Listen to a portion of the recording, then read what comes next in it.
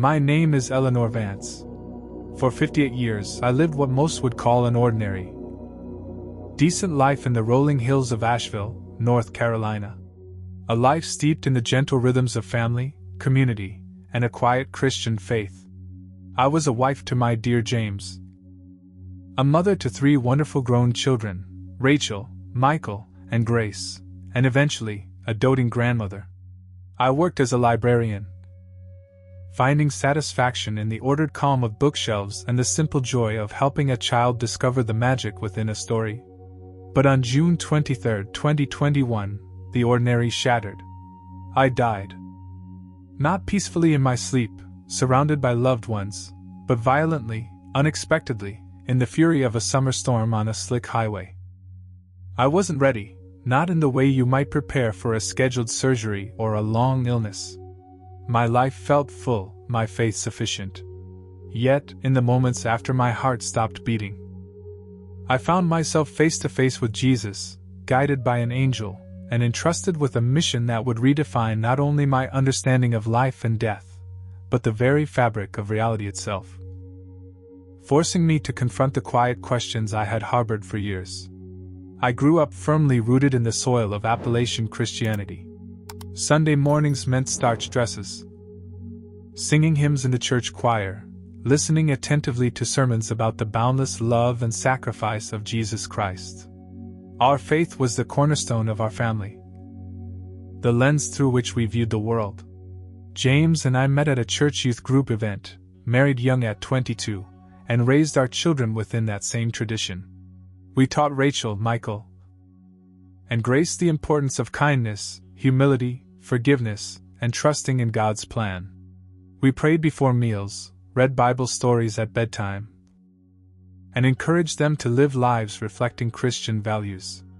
But my personal faith, if I'm being honest, often felt more like a comfortable habit than a burning fire. I prayed daily, yes, but often my words felt like they bounced off the ceiling. Did God truly hear my specific, mundane concerns? Were angels, those powerful messengers described so vividly in Scripture, actually present in our busy, modern world, or were they merely beautiful metaphors, comforting stories from a less complicated time? These weren't doubts born of cynicism, but quiet, persistent whispers of uncertainty in the stillness of my own heart. I never voiced them aloud, not even to James, who seemed to possess a simpler, more untroubled faith. It felt almost like a betrayal to question, so I pushed the thoughts aside, focused on doing good works, loving my family, attending church, and trusting that my steadfast, if sometimes lukewarm, belief was enough. I lived a good life, a responsible life, but perhaps a spiritually safe one, never daring to peer too deeply into the mysteries I professed to believe. June 23, 2021 began as a typically warm, humid summer day in Asheville. I was looking forward to the afternoon, a potluck gathering at Rachel's house to celebrate her youngest son's birthday. My contribution: a large tray of homemade chocolate chip cookies still warm from the oven, sat securely on the passenger seat, filling the car with a comforting aroma. The local Christian radio station played softly, an old, familiar rendition of Amazing Grace. I hummed along, tapping my fingers on the steering wheel, feeling a gentle sense of contentment. But as I turned onto the I-26 connector heading west out of the city, the atmosphere shifted dramatically. The sky, moments before a hazy blue, turned an ominous, bruised purple-gray. Dark, heavy clouds boiled up with startling speed, swallowing the sunlight. The wind picked up, rattling the leaves on the trees lining the highway. Then, the heavens opened. Rain fell not in drops, but in solid sheets, instantly overwhelming my windshield wipers. Visibility dropped to near zero. Thunder boomed, not distant rumbling, but sharp, violent cracks directly overhead, shaking the vehicle. Lightning sizzled across the sky in jagged, terrifying forks. I gripped the steering wheel, my knuckles white. I switched the wipers to their highest setting, leaning forward, straining to see the lane markers through the deluge. The wind buffeted my SUV, threatening to push it across the slick pavement. Okay, Eleanor, just slow down, I murmured, my heart pounding against my ribs. Nice and easy. You'll be fine. I repeated the mantra, trying to quell the rising panic. Then, an earth-shattering explosion of sound and light simultaneously. A massive bolt of lightning, thicker and brighter than anything I'd ever witnessed, struck a towering, ancient pine tree on the embankment beside the highway. The impact was visceral. I saw bark fly. Felt the concussion even inside the car. With a groan that seemed to tear through the storm's roar, the massive tree began to topple. Its thick trunk falling directly across all lanes of traffic just ahead of me. Instinct screamed brake. I stomped on the pedal, but the tires lost traction instantly on the rain-drenched asphalt. The SUV began to skid, hydroplaning uncontrollably towards the fallen timber. Time dilated, stretching into agonizing slow motion. Through the rain-slammed windshield, I saw headlights approaching rapidly in the oncoming lane, a huge logging truck, its driver clearly fighting his own battle against the elements. Now swerving desperately to avoid the unexpected obstacle. There was nowhere for either of us to go. The impact was absolute, a horrifying cacophony of rending metal, shattering glass, and a force that felt like it could pulverize steel and bone alike. My world exploded into a blinding flash of white, then pain, sharp, specific. Located in my chest as something immense and hard slammed into me through the collapsing driver's side door and window, likely timber from the truck's load. The agony was incandescent, searing. And then, in an instant, it vanished, replaced by profound, silent, enveloping darkness. Later, the official report would state I was killed instantly, pronounced dead at the scene. My heart had stopped beating for 18 minutes and 29 seconds. But my consciousness, my essence, Eleanor Vance, did not cease. It simply relocated, finding itself in a reality where my quiet doubts met their gentle, luminous answer. Awareness returned not with a gasp, but with a serene clarity. I was no longer inside the mangled confines of my SUV. I was above it, floating gently, perhaps 20 feet over the chaotic scene. The storm still raged, rain sheeting down, lightning intermittently illuminating the wreckage. Below me, the flashing lights of emergency vehicles, police cruisers, fire trucks, ambulances, cast eerie, rotating patterns of red and blue onto the wet pavement. I saw firefighters using heavy tools, the jaws of life, to cut through the twisted metal of my vehicle, trying to reach the lifeless form slumped inside my body. I saw the driver of the logging truck, a burly man in a plaid shirt, kneeling on the muddy shoulder, head in his hands, shoulders shaking with sobs, rainwater mingling with his tears. A small crowd of stranded motorists huddled under umbrellas behind the police cordon, their faces reflecting shock and concern. Yet, observing this tableau of my own violent end, I felt an astonishing absence of personal connection. No pain lingered. No fear gripped me. No grief for the life cut short, or the family I'd left behind surged through my being. Instead, there was only a calm, profound peace and a continued sense of detached observation. It was as if the earthly Eleanor, with all her worries, attachments, and anxieties, had simply dissolved, leaving behind only pure, unburdened consciousness. I felt lighter than air, free. Then, the light began. It didn't displace the storm clouds. It seemed to emerge from within reality itself, from behind the veil of the physical world. It started as a soft glow, like the first hint of dawn on a clear spring morning, but rapidly intensified, expanding to envelop me completely. This light was unlike any earthly illumination.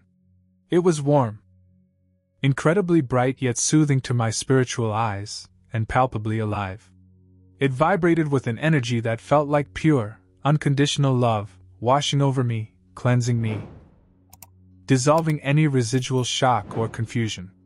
And within the light, there was music. Not sound waves striking an eardrum, but something far more profound, harmonies woven from pure spirit. Cascades of melody that resonated within my very essence. It sounded like choirs of angels, yet infinitely richer, more complex, more beautiful than any human chorus could produce. It was the music of creation, the sound of souls in perfect harmony with their source. I wasn't drifting aimlessly anymore.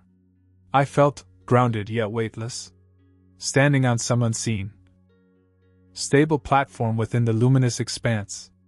A sense of profound homecoming washed over me. This place, this light, this music, this felt more real, more solid. More home than the physical world I had just departed. Beside me, a presence gently materialized. Not jarringly, but smoothly coalescing from the ambient light. It was a being of radiant energy. Humanoid in form but composed of shimmering light that shifted and flowed. There were no literal wings, no golden harp as depicted in Renaissance paintings, yet I knew, with absolute, intuitive certainty, that this was an angel. His presence radiated immense peace, strength, and wisdom. His eyes, pools of soft starlight, held an expression of deep understanding and gentle welcome. As if he had known me for eternity. He didn't speak with a physical voice, but his thoughts flowed directly into my consciousness, clear and comforting. Eleanor, the thought voice resonated. Filled with kindness. You have often wondered about us, about the presence of angels, about the closeness of God. Today, your questions find their answers. Welcome. The angel extended a hand, a gesture of pure light, and I felt my awareness gently merge with his perspective. The scene of the accident, the earthly realm, faded slightly. And we embarked on a journey beyond physical time and space, into a realm of spiritual understanding. Before my spiritual eyes, a vast, living tapestry unfolded. It seemed infinite. Woven from countless points of light, billions upon billions of them, stretching further than comprehension. Each point, the angel conveyed, represented a human soul currently incarnated on earth. But they varied dramatically in their luminescence. Some shone with a brilliant, steady radiance, like miniature suns. Others flickered intermittently, like candles buffeted by unseen winds. Still others were dim, faint sparks, barely visible against the backdrop, their light almost swallowed by surrounding shadows. Observe, Eleanor, the angel communicated. His thought voice filled with gentle instruction. Each soul possesses its own unique spiritual frequency, its own resonance. This is not a measure of inherent worth.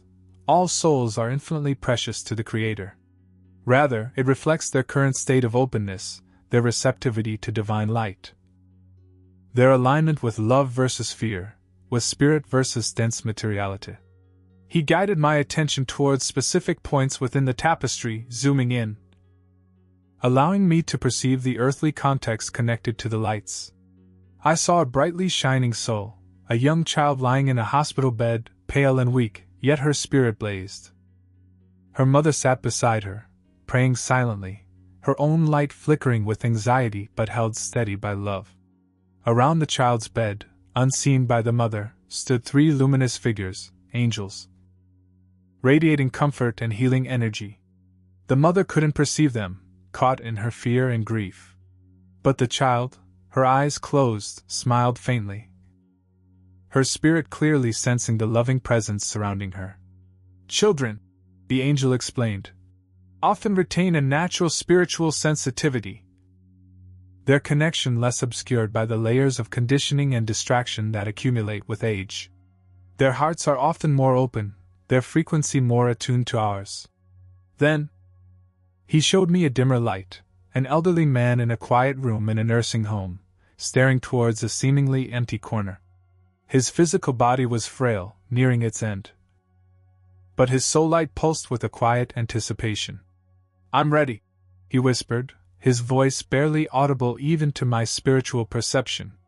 Beside him, invisible to the nursing staff bustling outside his door, stood a magnificent angel, one hand resting gently on the man's shoulder, radiating peace, preparing to escort him home. Those nearing the transition back to spirit, the angel conveyed, often become more receptive as the veil thins. Their focus shifts from the physical world to the spiritual reality awaiting them. And know this, Eleanor, no soul ever makes that final journey alone. We are always there, always. But why? My soul silently cried out the question that had lingered for years. Why don't more people see you? Why doesn't everyone feel God's presence if you are always here? In response, the angel didn't offer a complex theological treatise. Instead, he shifted my perspective again, showing me the spiritual atmosphere overlaying the physical world, particularly concentrated around large cities and centers of human activity. It appeared as a kind of dense, gray, swirling fog or mist. This mist seemed composed of tangled threads of energy, chaotic thought forms, discordant emotions, frantic desires, anxieties, ambitions. This, the angel explained, the concept flowing into my understanding, is the static of the modern world, the accumulated noise generated by humanity's intense focus on the material, the external, the fleeting, the incessant demands of technology, phones constantly buzzing, screens demanding attention, the relentless pressure of stressful jobs and financial worries, the consuming pursuit of ambition, status, and sensory pleasure, the shield of intellectual pride that dismisses anything beyond the five senses. All this creates a dense vibrational field, a spiritual smog that makes it difficult for many souls to perceive the subtler frequencies of the divine, to hear the quiet whispers of the Spirit, or to sense our presence. He showed me how this static interfered, like radio interference drowning out a clear signal. People rushed through their days, minds preoccupied, hearts guarded, their spiritual senses dulled by the constant barrage of external stimuli and internal anxieties. They might pray, but their prayers often struggled to penetrate the fog of their own mental noise. They might long for connection, but remained closed off, unreceptive. It is often through humility that the fog begins to lift, the angel continued. A conscious choice to quiet the mind, to cultivate inner stillness, to seek God with a sincere and open heart. Prayer offered not as a list of demands, but as an act of surrender and listening. Acts of selfless love and compassion also raise the soul's frequency, making it more attuned to divine light. He paused, directing my attention back towards the memory of my own accident. And sometimes, his thought voice softened with empathy. It is through suffering, great loss, sudden trauma, profound hardship, these experiences, while painful, can shatter the ego's defenses, break down the walls of pride and self-reliance, and force a soul to look beyond the material world for answers, for solace. Suffering can carve pathways for grace to enter, opening spiritual eyes that were previously closed. Your own sudden departure, Eleanor, painful as it was, instantly dissolved the veil of ordinary perception for you. I understood. It wasn't that God or the angels were distant or selective. They were constantly present, constantly offering love and guidance. The limitation lay within humanity itself, our focus, our choices, our vibrational state determining our ability to perceive the ever-present spiritual reality. The angel then gently guided my awareness further, deeper into the light. The heavenly music swelled, becoming richer, more resonant. The light intensified, shifting from brilliant white gold to encompass every conceivable color, yet remaining soft, loving, embracing. We entered a space that felt like the very heart of heaven, a realm of pure being, beyond form and limitation, where love was the only substance, the only law. And there, seated not on a throne but seemingly emanating the light itself, was Jesus. His presence was even more powerful here, yet infinitely gentle. The authority I had sensed earlier was now revealed as the authority of perfect love, perfect truth, perfect sacrifice. The compassion in his eyes deepened, encompassing not just me, but all of creation. Seeing him here, in this core reality, stripped away any remaining vestiges of earthly concepts or religious imagery. This was the living Christ, the Son of God, the source of the light that sustained the universe. He greeted me not with words, but with a wave of love so profound it felt like being completely known, completely accepted, completely forgiven. All in an instant. He acknowledged my journey, my life, my quiet faith, and yes, my lingering doubts, not with judgment, but with loving understanding. Eleanor. His thoughts flowed into me.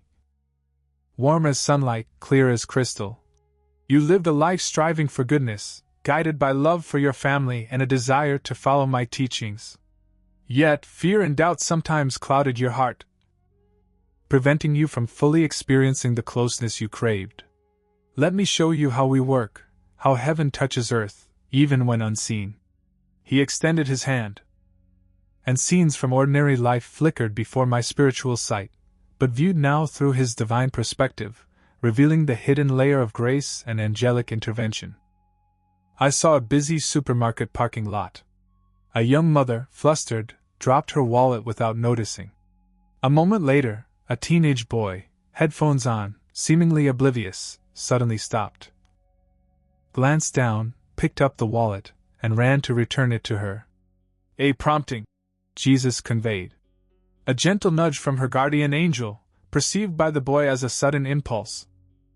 I saw a toddler wobbling near the edge of a busy street, momentarily escaping his mother's grasp.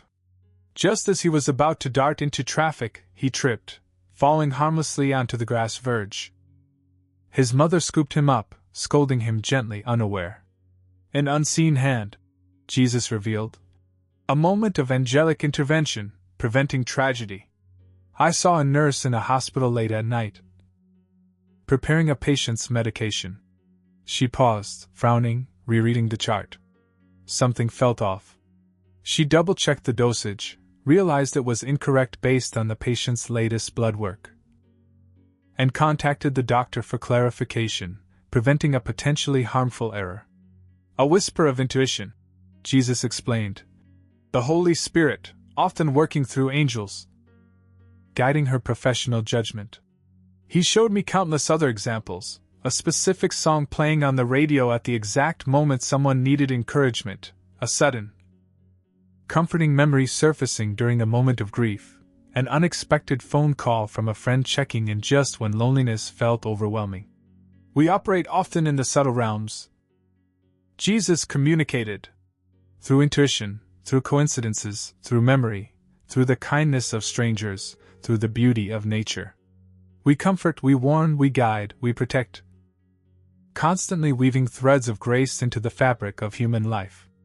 But humanity, caught in the fog of its own making, rarely recognizes the source of these blessings, attributing them to luck, chance, or their own cleverness. I saw a woman weeping quietly in her kitchen, mourning her husband who had passed away months earlier. Suddenly, a vivid, happy memory of them laughing together on a beach vacation filled her mind, bringing a bittersweet smile to her lips. That memory was no accident, Eleanor, Jesus assured me. It was a gift, delivered by an angel, a moment of joy sent to pierce the veil of her sorrow. Then, Jesus showed me the nature of prayer from heaven's perspective. It wasn't just words spoken into the void. Each sincere prayer, offered from the heart, manifested as a wave of light, radiating outward from the soul, traveling through the spiritual realms, reaching the throne of grace.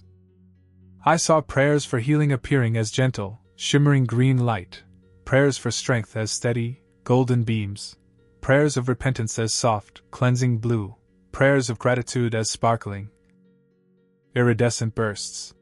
He showed me the prayer of a desperate mother halfway across the country, pleading for her estranged son who was lost in addiction.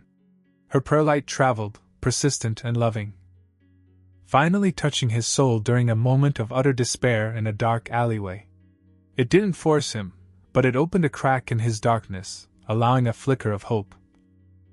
A sudden memory of childhood faith, prompting him to finally seek help, leading him eventually to recovery and finding Jesus. Every prayer offered in sincerity is received, Eleanor, Jesus affirmed. Every tear shed in repentance, every heartfelt plea, every whispered word of thanks reaches the Father.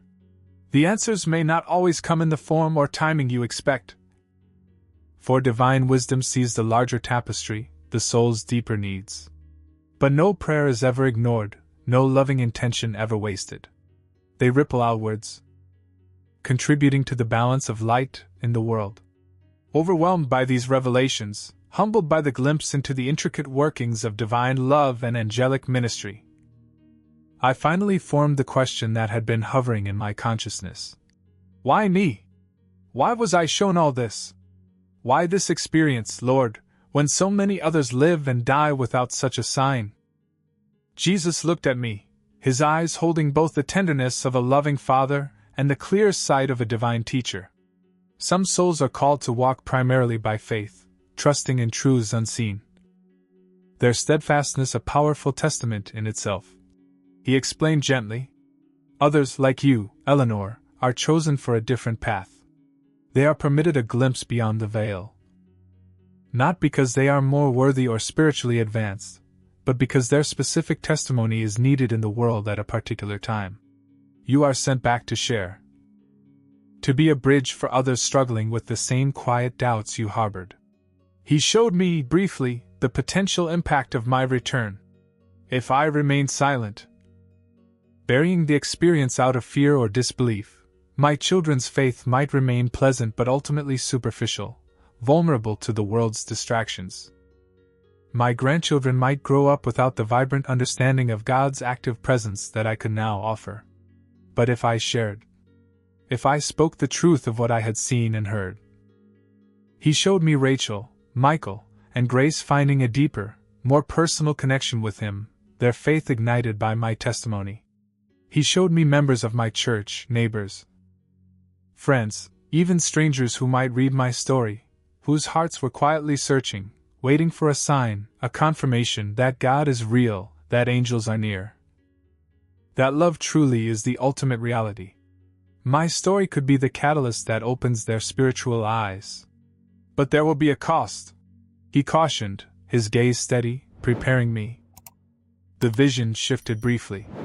I saw faces contorted not in anger, but in polite skepticism, pitying smiles, whispers behind my back. I saw invitations dry up, conversations become awkward. A sense of isolation creeping in as some friends and even colleagues struggled to reconcile the Eleanor they knew with the woman telling this extraordinary tale. I sensed moments of deep loneliness on the path ahead. Yet you will never be truly alone, Jesus promised, his light flaring with reassurance, his love an almost tangible shield around me. I will be with you. My strength will sustain you. My light will guide your steps. Speak the truth in love, Eleanor, and trust me with the results. Filled with an admixture of trepidation about the challenges and overwhelming gratitude for the mission, I felt my soul consent. The love radiating from him was an anchor, a fortress, stronger than any earthly fear. I knew, with every fiber of my being, that I could not, would not, keep this experience to myself. The light surrounding Jesus pulsed brilliantly one last time, his final thought resonating within me. Go now, Eleanor. Return and share the truth of my love and the reality of the unseen world. You are not alone. A sensation like falling backward at immense speed, the heavenly music fading, the brilliant light receding. Then a jarring jolt, a gasp for air that burned in my lungs, and the sudden, heavy weight of physical sensation returning. My eyes snapped open. Harsh fluorescent lights. The sterile smell of antiseptic. The insistent beeping of machines. And leaning over me, her face streaked with tears but alight with disbelief and joy, was my daughter, Rachel. Mom? Mom! You're awake! Oh, thank God! You're back! She cried, squeezing my hand tightly. Doctors and nurses rushed in, their expressions shifting from grim resignation to astonishment. I heard fragments. Agonal breathing stopped, no pulse for over 18 minutes. Severe chest trauma, traumatic brain injury, medically impossible. They used the word miracle repeatedly, shaking their heads in disbelief. Rachel wept with relief. Later, James and my other children would arrive, their faces mirroring the same shock and overwhelming gratitude. They saw a medical miracle. I knew it was a divine appointment. The days and weeks that followed were a blur of physical recovery and intense spiritual processing. My body was broken, fractured ribs, a punctured lung from the timber that had impaled me, a concussion that left me with headaches and sensitivity to light. Healing was slow, painful. I often felt weak, exhausted, and strangely disconnected from the mundane routines of hospital life. My spirit yearned for the peace, the light, the music of the place I had briefly inhabited. The contrast between heaven's reality and earth's density was sometimes jarring, even depressing. But overriding the physical pain and the spiritual longing was the clear, resonant memory of Jesus' words, "Share the truth." The mission burned within me. Tentatively, I began. First with James, then with Rachel, Michael, and Grace. And letting them what I had experienced, the light, the angel, the tapestry of souls, the explanations, the encounter with Jesus, his love, his warnings, his commission. Their reactions varied. James, bless his steady heart, listened with quiet awe, his own simple faith seemingly expanding to embrace the possibility. Rachel wept, immediately believing, saying she had felt something shift while praying for me. Michael, my pragmatic son, was more skeptical, suggesting it could have been brain activity, hallucinations induced by trauma. Yet he couldn't deny the profound change he saw in me. Grace, my youngest, listened with wide-eyed wonder, asking questions about the angels. Next, I shared with my close-knit prayer group from church. Here, too, reactions were mixed. Some embraced the story wholeheartedly, sharing tears and their own quiet experiences of sensing angelic presence. Particularly during times of grief or crisis, moments they hadn't dared voice before. Others were deeply uncomfortable, shifting nervously, offering platitudes about God working in mysterious ways. Clearly struggling to reconcile my account with their established theology, or perhaps fearing it bordered on blasphemy. A few politely suggested I speak with a pastor. Perhaps seek counseling to process the trauma. The seeds of the isolation Jesus had warned about were beginning to sprout, even within my faith community. But I remembered his promise. I will be with you. And I pressed on. As my physical strength returned, so did my resolve. I couldn't go back to being the old Eleanor, the quiet librarian with hidden doubts. I had been given a glimpse behind the curtain, entrusted with a message of hope and urgency. I didn't return to my job at the library. My focus had shifted. Instead, I felt compelled to write. Pouring my experience onto paper became a form of therapy, a way to process the immensity of it all, and most importantly, a way to fulfill the mission. I wrote simply, honestly, detailing everything I could remember, the accident, the light, the angel's explanations about spiritual perception, the subtle ways Jesus and the angels work in our lives, the reality of prayer, and the loving call to awaken. I titled it Light in the Storm, an ordinary life's extraordinary glimpse of heaven. I aimed the book not at theologians or seasoned spiritual seekers, but at people like my former self, ordinary individuals, perhaps older, maybe rooted in faith but grappling with quiet doubts, or maybe having drifted away altogether. Caught in the spiritual static, the angel described. People who needed reassurance that God is real, present, and intimately involved in our lives, even when unseen. The response was humbling, far exceeding any expectation I might have had. The book found its way into hands and hearts across the country. Letters and emails arrived daily. People shared stories of how my testimony had reignited their dormant faith, prompted them to pray for the first time in years, or helped them process their own grief with a newfound sense of hope. Many spoke of recognizing the subtle angelic interventions in their own lives after reading my account. An elderly woman wrote, "Reading your book felt like remembering something I always knew but had forgotten. Thank you for reminding me angels are real." Each message felt like a confirmation. A ripple spreading outwards from the stone Jesus had tossed into the waters of my life. Gradually, I began accepting invitations to speak at small church gatherings, women's retreats, community centers, wherever doors opened. Sharing my story face to face was different, more vulnerable, but often more impactful. seeing tears of recognition in someone's eyes. Hearing them whisper, "Me too," when I spoke of quiet doubts or sensing angelic comfort. These moments forged connections deeper than any I had known before. The skepticism and occasional ridicule I encountered felt insignificant compared to the hope being kindled. My life settled into a new rhythm. Time with my grandchildren became sacred. Opportunities not just to bake cookies, but to talk about Jesus' love in simple terms, to teach them to look for God whispers and angel moments in their day. Volunteering at the local soup kitchen took on new meaning. I found myself looking beyond the physical needs, praying silently for the souls I served. Sometimes catching a glimpse, or perhaps just feeling a strong sense, of the luminous being standing beside the most broken and destitute among them. Fulfilling the promise that no one is truly alone.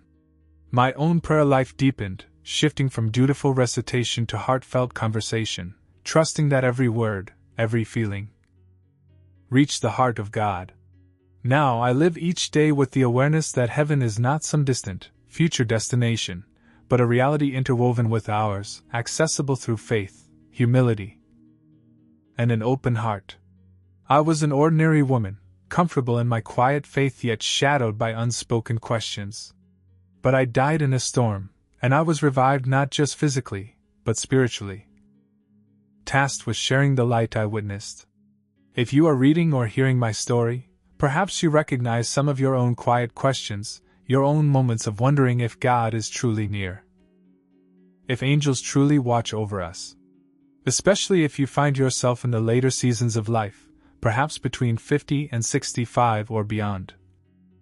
When the world's distractions can seem overwhelming and faith can sometimes feel worn thin, please hear this: you are not alone. The spiritual static is real, but it can be penetrated. Angels are present, constantly working, guiding, protecting, even when unseen, unfelt. And Jesus Christ waits with open arms, His love extending beyond any doubt or fear you may hold. Call on His name. Speak to Him from your heart, honestly, openly. He will answer. I am Eleanor Vance. This is my testimony. I died on a stormy highway. But I was given back my life to be a small beacon of light, a reminder of the vast, loving, unseen reality that surrounds us all. I pray my story encourages you to seek that light for yourself. Explore the boundless love of Jesus Christ. Eleanor's incredible journey from quiet doubt to profound certainty about God's love and angelic presence is truly inspiring. If her story resonated with you, please like this video, share it with others who might need encouragement, and subscribe to our channel for more amazing near-death experience testimonies.